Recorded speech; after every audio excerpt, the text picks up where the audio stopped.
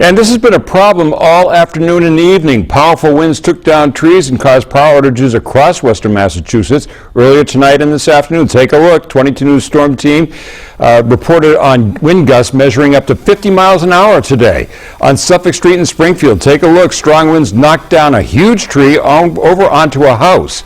The homeowner in Springfield said it is his neighbor's tree, which he believes was rotted out and blew over onto his property. He said it did cause some damage.